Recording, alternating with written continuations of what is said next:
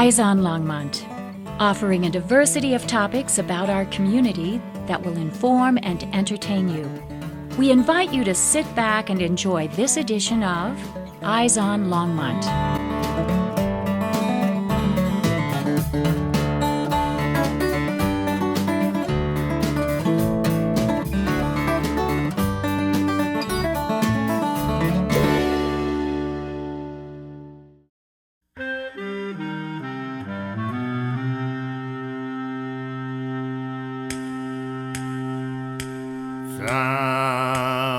Some people say man is made out of mud. A poor man's made out of muscle and blood. Muscle and blood and skin and bones, and a mind that's weak and a back that's strong. You load 16 tons, what do you get? Another day older and deeper in debt. St. Peter, don't you call me, 'cause I can go. I owe my soul to the company store.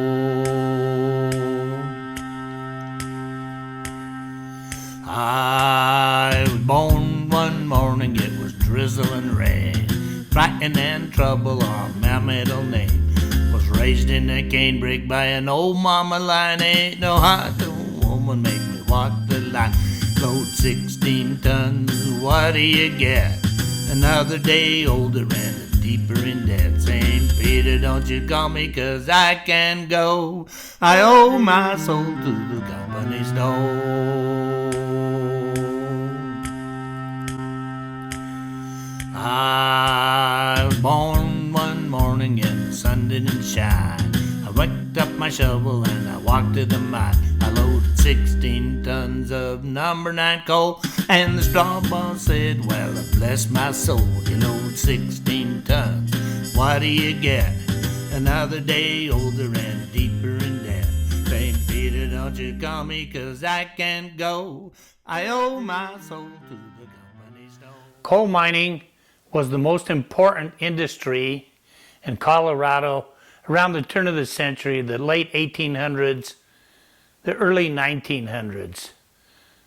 Coal provided the fuel that made steel, powered the railroad, and extracted the gold and the silver from the rock of the hard rock miners. The coal fields of Las Animas County produced a very high quality bituminous coal, which was used for coking. The coking coal provided the steel companies with the power to produce rails for the railroads. It also provided the power for the trains, and it also provided heat for many homes in Colorado. I was a Sopris resident up to the age of 11 years old. My family moved in 1968. The memories I have of Sopris are very vivid, full of family, music, and laughter.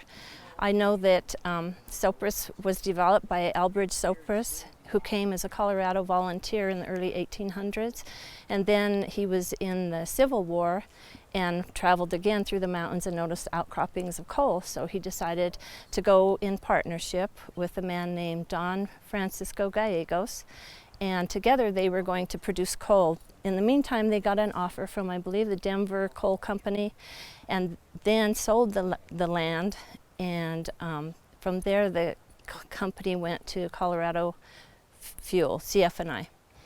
Sopris was of course, it was a former mining town.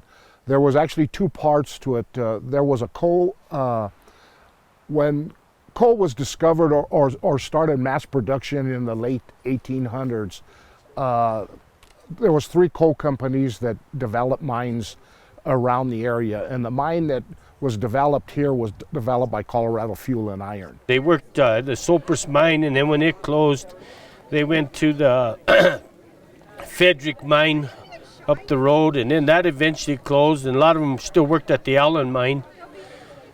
They were all CF&I coal mines. A few large-scale operations developed in southern Colorado. The largest of these was the CF&I Corporation. It was founded in 1880 by John Osgood, and later was acquired in 1903 by John D. Rockefeller and Gould. At one time in the late 1800s, CF&I produced about 75% of the coal in Colorado.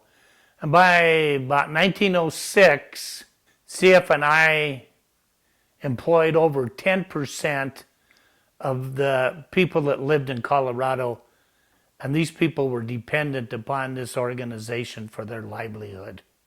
There was a coal mine in that area, which my grandfather and his Zachariah Morgan and his brother Bill Morgan owned that mine, and it was called the LaBelle mine. And there was a big slack dump, and in the wintertime there would snow. We'd get a big old shovel and we'd go down and slide down on the thing, and it's lucky we didn't kill ourselves. But anyway, eventually my grandfather and his brother sold the mine to the Rocky Mountain Fuel and Iron Company. Most of the people around the community were coal miners.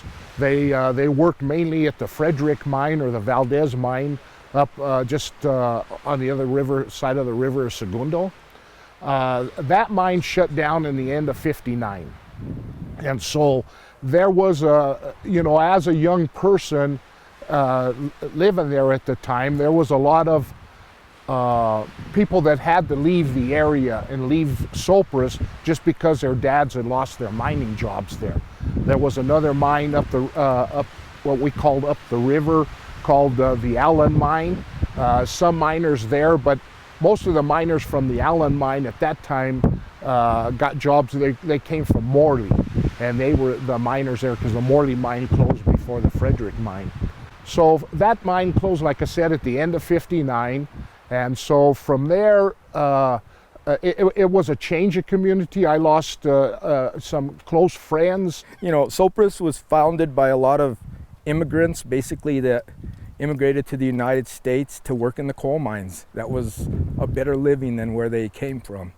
And it was a mixture of Hispanic people, European immigrants, and everybody got along. It was very interesting to have all those different cultures to be there. One time it was estimated that there was 24 different languages being spoken in the mines in southern Colorado. They even had an organization where they would contribute money, because in those days, if you got hurt or injured in a mine, you were out of luck. There was no workman's comp, there was no place to turn, so they would take some of their checks and give it to this fund, and then when someone was out of work or someone was injured or killed, the family had some kind of support. The coal mines were notoriously unsafe. Colorado was one of the absolute worst, second only to Utah. In the time period from 1884 to 1912, there was 1,708 deaths in the coal mines in Colorado. That was twice the national average. In the United States, during that 28-year period, 42,898 miners lost their lives in the coal mines. Coal mines were dangerous and dirty, and in the late 1800s, coal miners often worked 14 to 16-hour shifts and were paid very, very low wages. Oftentimes, they were paid in scrip. And when they were paid in scrip, that means the only place they could spend their money was in the company store. So they were kind of tethered to the company. The company, like CF&I, often built company towns in the canyons next to the coal mines, and then they charged the miners rent for their houses. So the company recovered almost all of the wages from the miners during this time period. There are many inherent dangers that occurred in the coal mine, the worst being a disease called black lung, which was caused by inhaling the coal dust day after day in these mines. Many of the miners suffered serious consequences in life, and death was one of the serious consequences. The other things that happened in the mine, of course, were explosions, water, which was flooding. Sometimes there would be floods in the mine, electrical accidents, accidents with the cars, methane gas, explosives, fires, all kinds of dangers in the mines that the miners had to face on a daily basis. The inspectors, to make the mines a little bit safer, they had mine inspectors that would go in every morning with a safety lamp, and they would inspect the mines before the miners went in to see if there was any dangerous fumes, methane that had seeped in overnight to keep the miners a little safer. However, that wasn't foolproof. In the Hastings mine, which was north of Trinidad, the inspector went in one day, and for some reason, he took apart his safety lamp, and then he tried to relight it with the match inside the mine. Well, there happened to be flammable gas around him, and he caused an explosion which killed 121 miners that day. Rarely, if ever, was the company found at fault for any mining accidents or any deaths. In the early 1900s, the Rockefeller CF&I Corporation, the Osgood Victor Fuel Corporation, and Palmer Steel Mill had almost complete control over all of the politics in Los Animas County and southern Colorado. You know, my grandparents came from Italy to coal mining. All four sides of my family are from Sicily, and they came here to mine coal. And both my grandpas dug coal, and so did my dad. And then later we bought coal from these folks to heat our house. Their dad sold us the coal to heat us our house. Yep.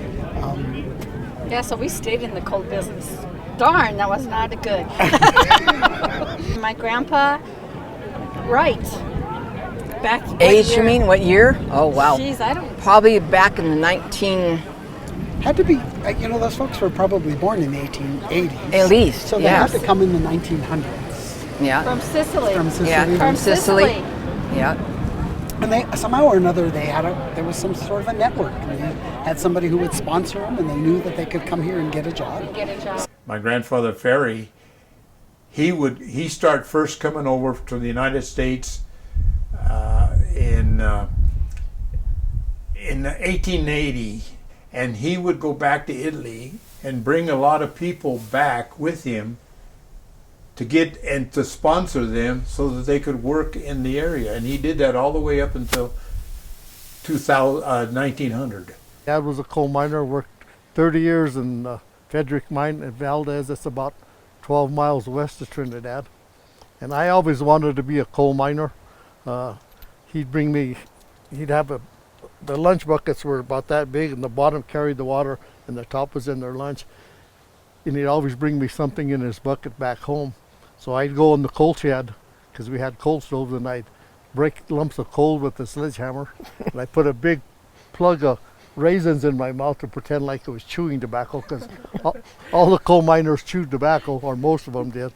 Then I used to break up lumps of coal and eat out of his bucket and drink his water, just because I wanted to be. But I had a job at the Allen mine, but my dad wouldn't let me go. He says, "I'll break both of your legs, you step in that mine." And so that ended my mining career. All right, my name is Larry Cruz, and we own the property where Sopris Mine 1 was at, number 1. We moved here about 2.5 years ago, and when we found out that we had purchased land with a mine on it, we started digging into the history, and we're just absolutely fascinated by the history that we found here. I'm Chris Faria. I was 9 years old when we moved from Sopris in 1969. I come back here riding my mountain bike from Trinidad Lake, and I would come and sneak back over in here. And I knew that old Sopris was here, but I didn't know anything about it other than the little bit that I remember when I was a little kid. Found a lot of the house foundations up here and kind of figured out that that's probably where the houses were. I can't wait to walk around with you guys too and show you what we found and what, you know, and hopefully maybe you can explain some of what we found and what we're seeing. We think that we're right about here. So we're looking at a map that shows the layout of the old Sopris. I can show you some of the structures that are left, the foundations. That would be up here. That's over, yeah, it kind of follows along that curve a little bit there. Just, we know nothing about what it looked like, you know, before we came. We've seen a few pictures and, you know, pictures of what it used to be like. And we visited the Mine Museum downtown Trinidad to kind of get some insight about what was going on and see some of the pictures that they have, historical pictures that they had. And that's helped us kind of identify some of the major landmarks here, particularly the mine entrance. They had a lovely picture that was probably about 3 feet wide of shift change at the mine entrance, and everybody is standing along next to a wall outside of the mine, and that's helped us. Although the mine has been closed and they blew it up for 100 feet, you know, inside, you can still see where it was at. The wall is exactly the same as the photograph downtown, so it's kind of really helped us. As best as I can figure, it looks like we're standing on about maybe 3 feet of sediment that's covered up, you know, the old tracks and that kind of thing. Okay, this is the entrance to the old mine. Here to that corner, they have timbers that went across, probably sitting on top of that concrete there, the cinder blocks there, over to here. You can still see, you can see the gully where the mine entrance was at. This mine operated primarily with mules. Yes. Because they couldn't take electricity into the mine. It was too dangerous. There was too high of a methane content. Right. And so they knew that, and so they hauled coal out of this mine using mules and the ore carts. And according to our map, those are the mule barns. Those are the mule barns right over there. You can see there's a couple of watering troughs still over there. One of them is sitting precariously on the edge of this gully, so I'm pretty sure that this gully wasn't nearly as deep back then. This is what we find amazing, is that, you know, there's multiple layers of coal here. Now that's probably a pretty crummy layer. I'm not a geologist, but there is a good geologist that lives up here, and he was telling us that this is part of the Raton formation, and they didn't have really good coal. Okay. The coal that they mined here was perfect for coking and making iron out of steel, or steel out of iron. So they carted it all up to Pueblo to make steel. I mean, I was amazed at how much, you know, area that they mined out of here. I think I've heard that they pulled 9 million metric tons. They estimate that there's another 41 million down there. By the 1860s, gold and silver miners had pretty much panned the stream beds and left and went to the mountains and started digging for hard rock. Well, they soon found out that they needed to heat the rock to extract the precious metals, and coal became the fuel of choice. In order to get the temperature high enough to extract gold and silver from the rock, had to have a special type of fuel called coke.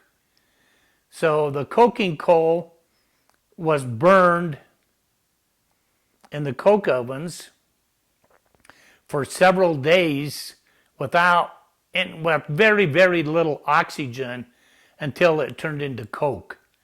Coke basically is a fuel which it takes coal and it eliminates all the impurities out of the coal, and then it's able to burn at a much, much higher temperature, up to 1,000 degrees or more.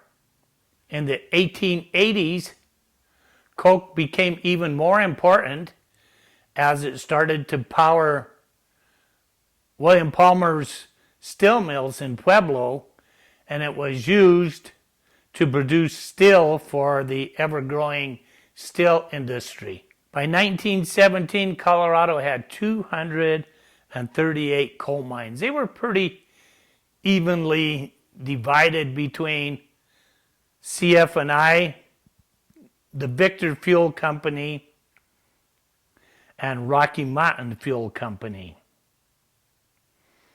That year, the coal mines produced a total of 12.5 million tons of coal. That was in 1917. That was nearly a 2 million increase over the year before. We think it may be a ventilation shaft that goes into from the side of that mine entrance. But I got down on my hands and knees and shone a flashlight down there, and it goes down at a pretty steep angle, probably about 40 feet, and then makes a cut to the right. It's unusual in that there are two depressions here, and if you look at it, the walls are kind of sloped. So I don't know what they did here, but this is the electrical shop right here. Okay. Which is on the map. Let's see, the map would be in this direction. Here's the electrical shop. And then just to the west, right behind you, is what they called the machine shop. Okay. And then back up here, very close somewhere here, is what they called the blacksmith shop. Did you see that? Yeah, that's over here. We'll go by. So Larry, yes, wouldn't you say that's a support where they ran a bridge across, where they ran the railroad up towards the mine? Yep. And I think there's a corresponding wall on the other side where the bridge used to cross at.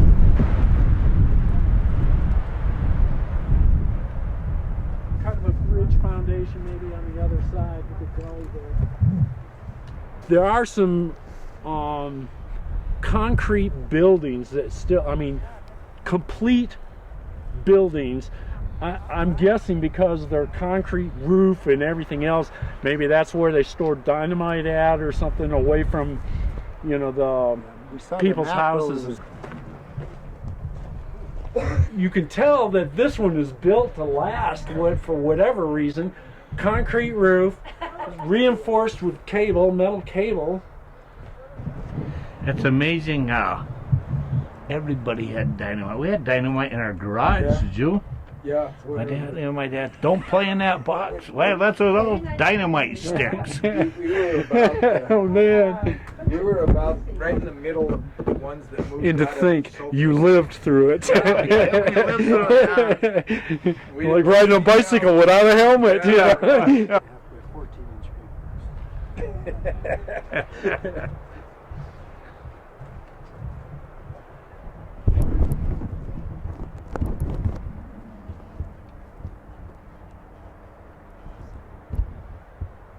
We came over here on like a Saturday morning because the older kids that were in high school and stuff knew how to get back here and where to go.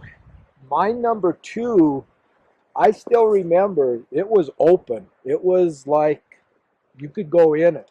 I don't know, at a certain point, probably in the 70s or 80s or 90s, they probably dynamited it to close it down because, for safety reasons. Del Dosa. Yes. He leased the mine from Colorado Fuel and Iron, and he operated it for about 15 years, 20 years, I think, as an individual. Right. As a kind of a private entity. Yeah. And I think it talks about it in the book. What I want to point out is how much railroad rail they used to build a platform here. I see something buried right there that looks kind of like an archway. This is where I thought Sopris 2 was at. I don't know that it is. See, there's still some rail right here. This one is the machine shop. Okay. So, because it's so close to it, it has to be that right there. So this is a building that I found very interesting. It's a larger building. So these are some of the most intact walls we still got here. And there are a couple of really interesting features in this one. I noticed this thing first, and then exploring around further, I found a second one right over there. You know, I can't imagine that they would actually smelt metal in here, but it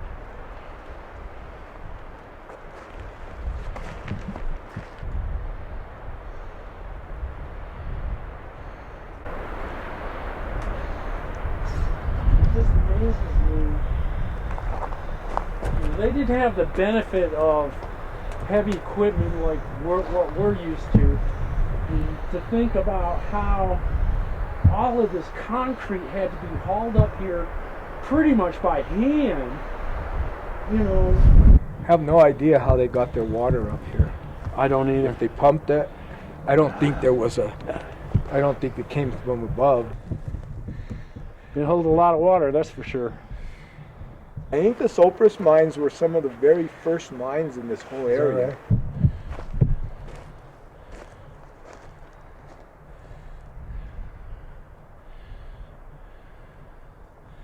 I think in this part of this is the housing area, part of a sidewalk. We see lots of glass remnants, all kinds of things. Marlon just found part of a doll.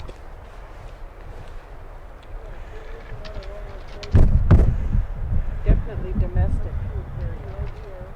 Where they go? What else would it be? I mean, but look how, well, probably the bottom's all washed out, but still. Maybe that's all it was just a drainage ditch to protect the houses on both sides. Keep the water from disappearing into the sides. The mining companies built what they called company towns. And so there was a coal camp or a company town called Sopris. And then right adjacent to it was basically an unincorporated town, also called Sopris, and that's what I remember more. The mining camp of Sopris when I was growing up was basically non-existent at that time. There was some house foundations and stuff like that. There was some old coke ovens that were still around, and an old clubhouse and stuff, but the coal miners and their families lived in the canyons by the coal mines. They purchased all of their food, their alcohol, their supplies from the coal company store. Miners, most of the time, or a lot of time, had to buy their own pick and shovel. The priests, the doctors, school teachers, and all of the support people in the coal camps or the coal towns were all employees of the coal company. As we get more toward the mid of the 20th century, coal kind of lost its share to oil and natural gas. However, there were still places like in Moffat County that continued producing coal, and up into 1943, Moffat County produced 100,000 tons of coal. The shift also was from slope and shaft mining, deep mining, to open pit mining, where they take off the top layer of the soil and use heavy machinery to get to the coal veins and load the coal. A few coal mines are still in operation today. All of the mines that are in operation are on the western slope. Moffat County Routt County, the West Elk mine down by Paonia, and there's another mine down in the Durango area. 2003, the production was around 39.9 million tons, and it has dwindled down, at last count, to about 12.3 million tons. All of the coal produced today is used in the power plants to generate electricity.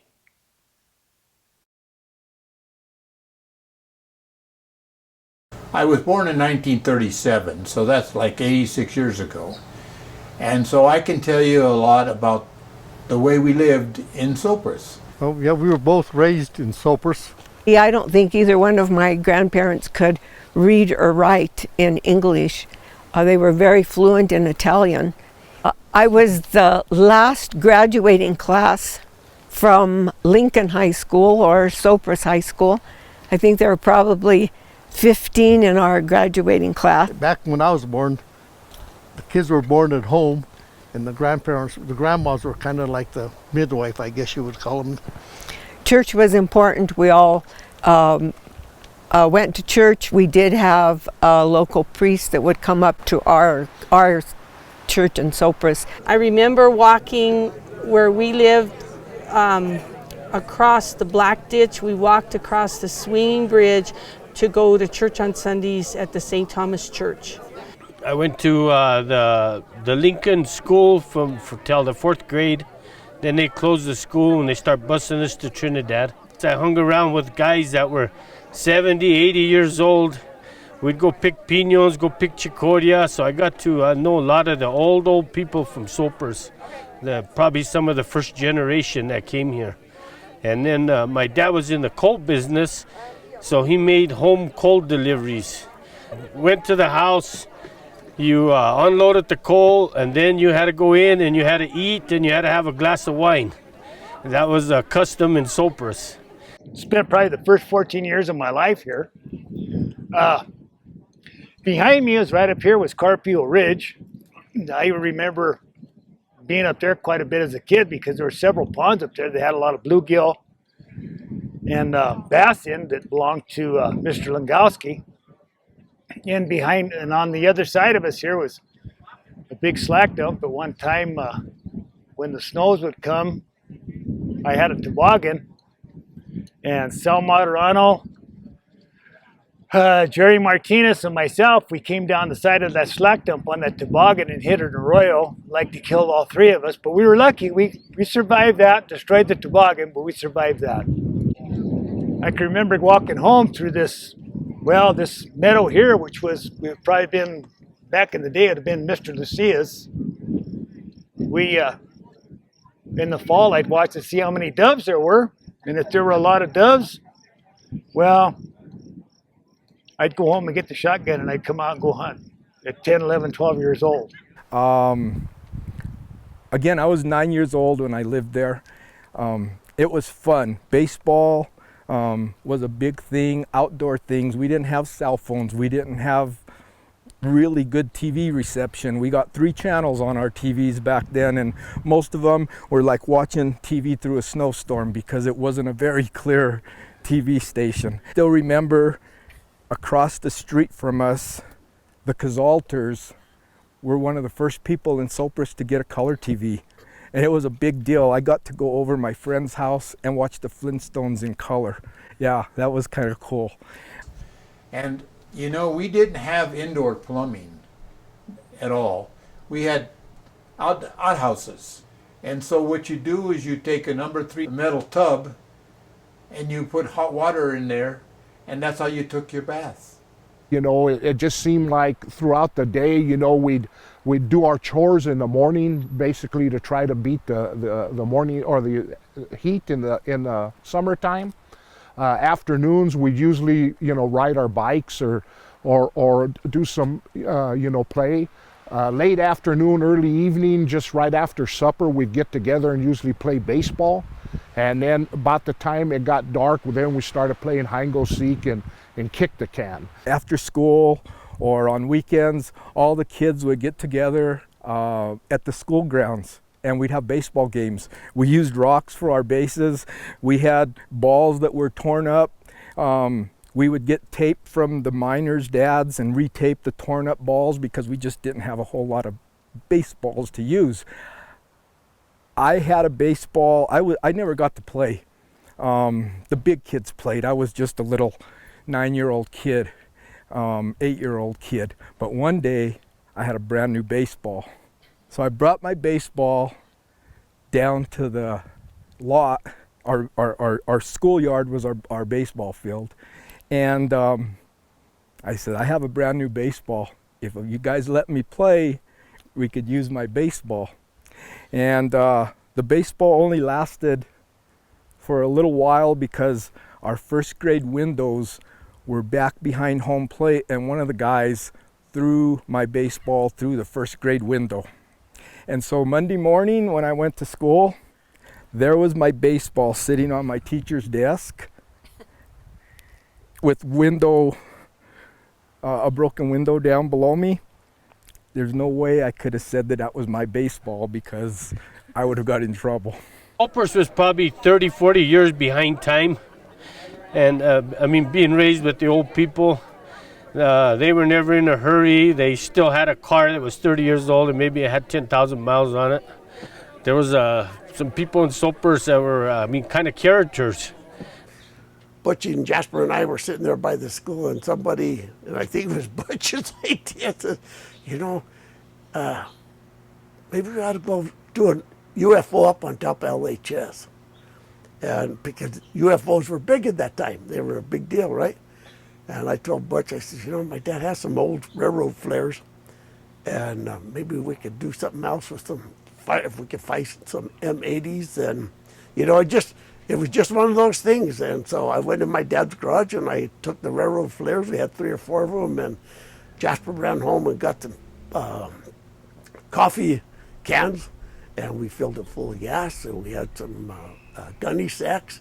And I don't remember who had the firecrackers, but we put them all together and we walked around the ferry side of LHS, and we walked up the backside because it was still light. When we started this whole thing, we walked up to the backside and we got up there, and we were just far enough over the top of LHS that they couldn't see us. But when we started throwing the firecrackers, that's how we started, if I remember right. We started making lots of noise, and then we had railroad flares tied to wire, baling wire.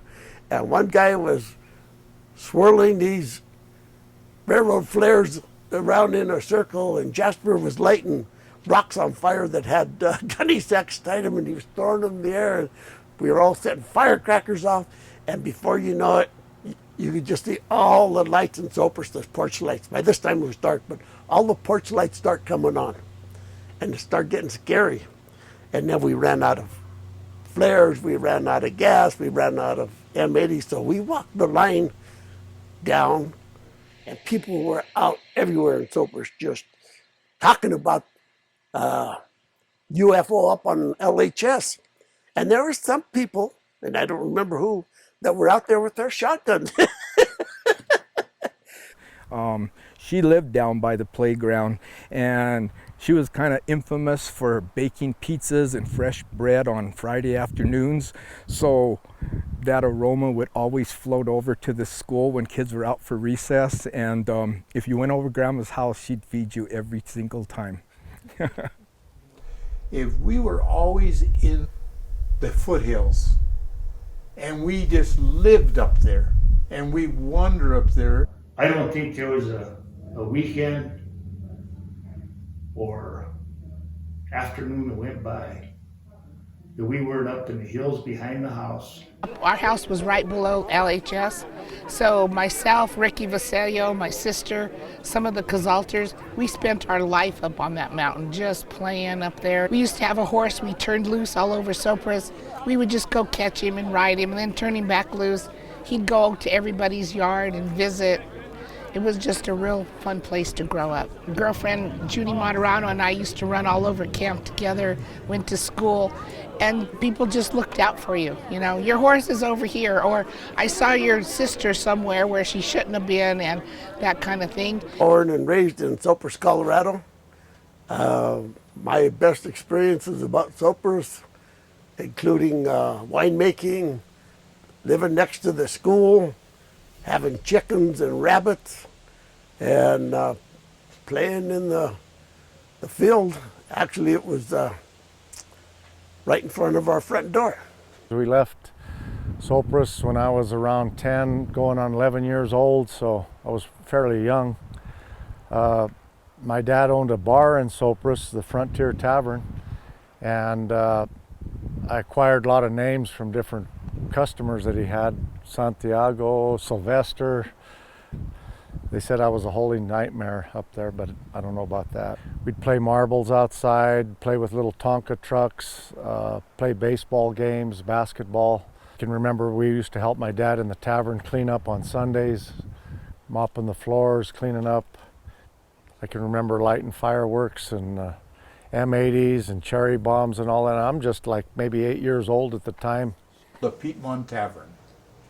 And that was really a wonderful thing to have there.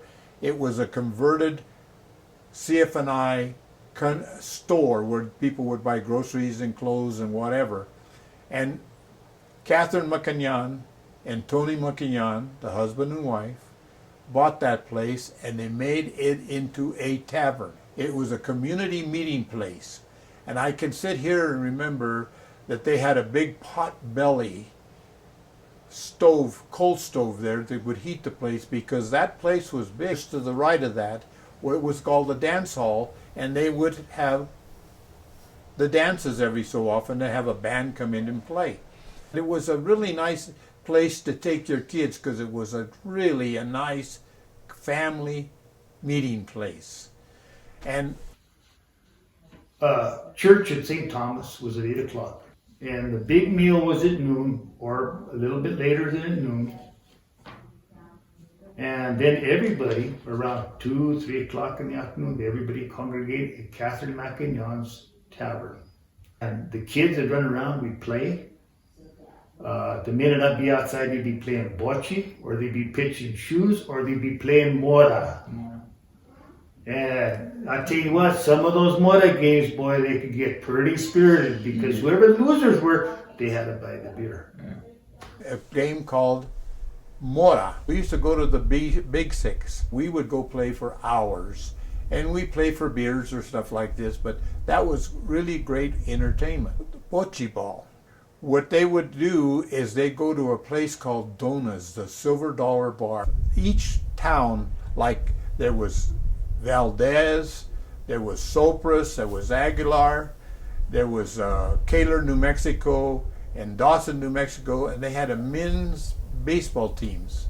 And they would play every Sunday. And then on the 4th of July, they would have a big celebration up at Aguilar, and they play a baseball game, they'd have horse races, and they do a lot of good things. So that's how we kept entertainment.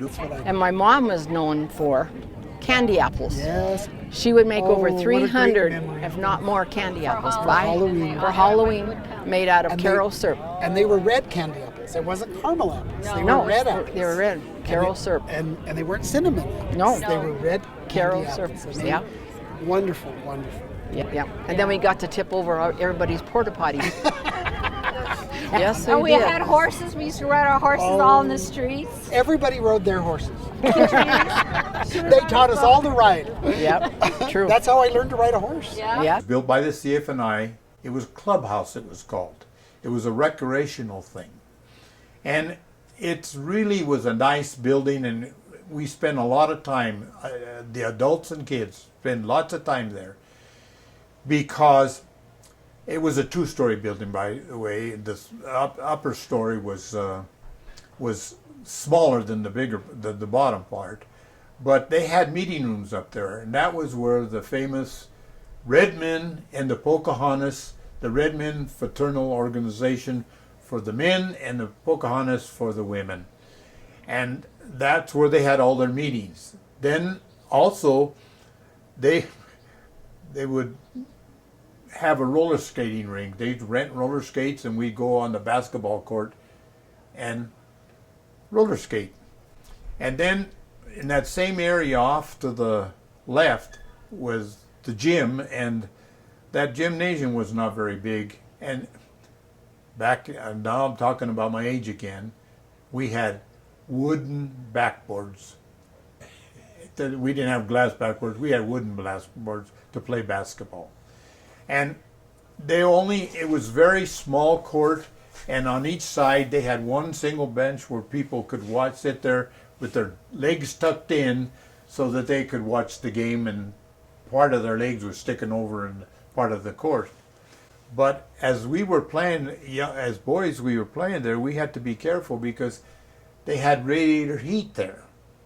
And if you touched that with the back of your legs when we took the ball from out of bounds, it would peel your skin off there because it give you some bad burns, probably second-degree burn. And then also, that basketball was played there, and they also had a little, on the second floor, they had a little room up there where they would show movies. And they had the projector in there, and they would shoot it towards the stage. And when I say the stage, that's where all the school plays and the Christmas programs and all of that kind of stuff was done.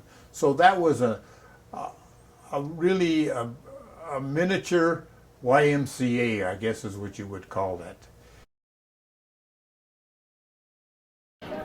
I was raised in a little town called Sopris, Colorado, which doesn't exist anymore. Today, Governor Polis has designated July 2nd as Sopris, Colorado Day in remembrance of the people who once lived here and worked here and enjoyed a beautiful life. However, the federal government came in, purchased our property, and built a dam, as you can see in the background. This dam has helped the city of Trinidad in many ways, as we used to have torrential rains and floods coming down the Purgatory and other sources. But to the people of the town of Sopris, it was a loss of jobs, a loss of security, a loss of our educational facilities, etc. The government came in and purchased our property, and because the town was not formed by a chamber or a commercial, the government just offered you a certain amount of money and you basically had to take it or leave it. Many of the folks that lived in the community had to literally change jobs and start their lives anew. Many of the people in the community, the Sebans, the Kunikos, the people who ran the Frontier Tavern, all of those folks lost their livelihood.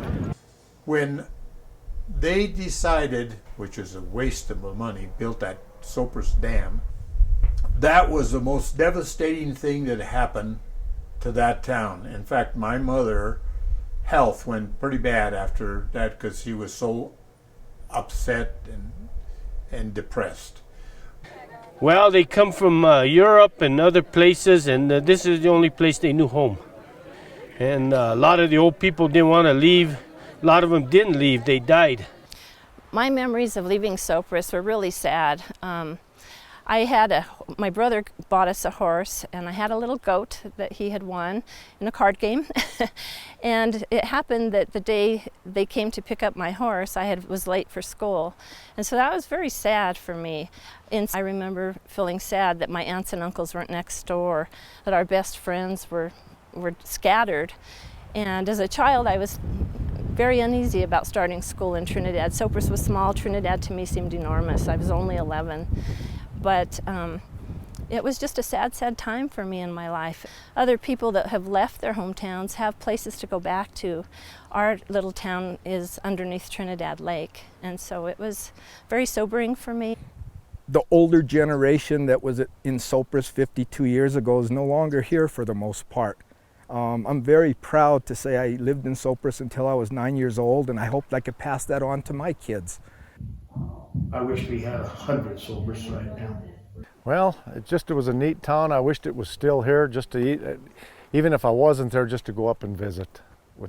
There's no better place than I could have been raised in than Sopris. Oh, it was wonderful. It really was.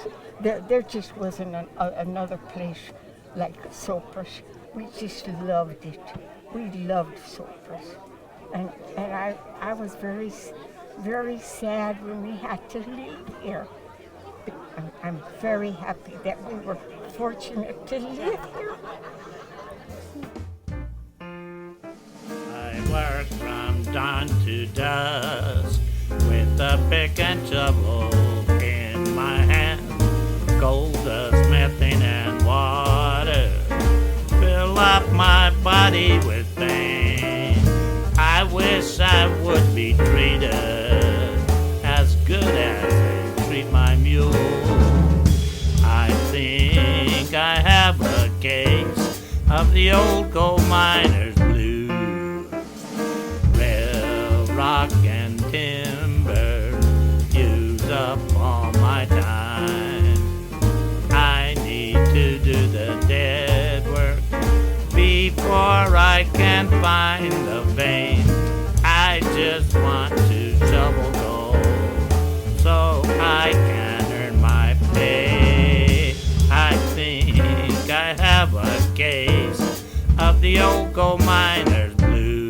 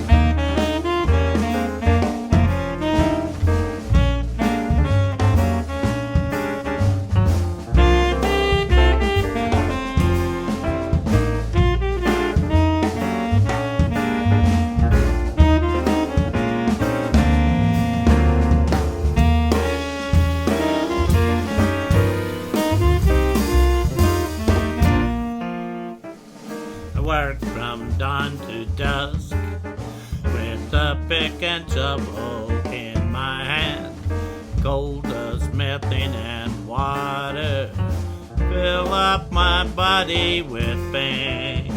I wish I would be treated as good as they treat my mule. I think I have a case of the old gold miner